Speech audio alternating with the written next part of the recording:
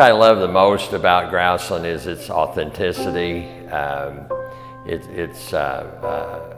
You know, there's so much of it here that is like it was when the Harrisons lived here.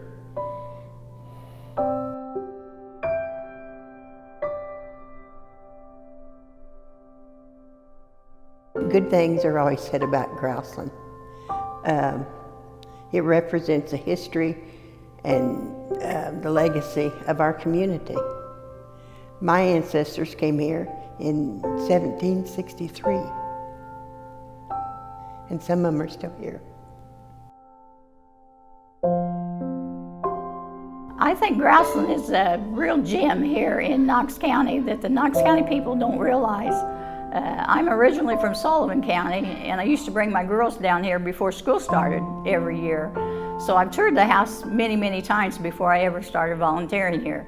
But the longer you're here, since I do volunteer, the more it grows on you, and the more you learn, and the more you want to learn. And it just has such a big connection to our country's history.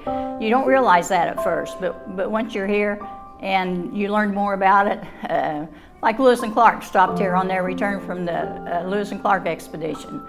Zachary Taylor was in charge of Fort Sackville, so he was in the house. And it just kind of gives you goosebumps just thinking about it.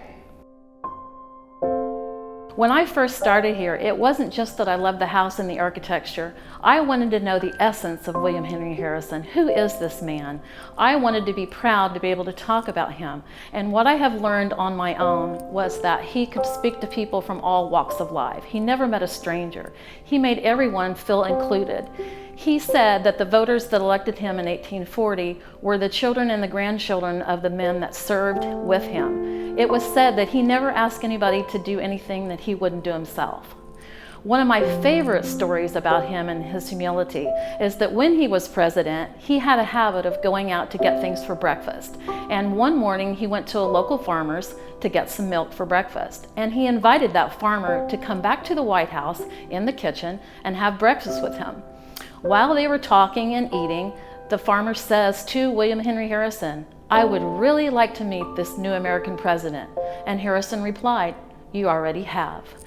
So that, I think, really embodies who he is as a person, a family man, a religious man, a well-trained, well-disciplined, educated man who still had a place in his life for everybody. And he wanted this house to be everybody's house. It was a center for government, it was a family home, and it was a safe haven for people in the hostile wilderness when he came. So it was open and welcoming to everybody. We like to still think the house is that way today, and we want everybody to come and visit.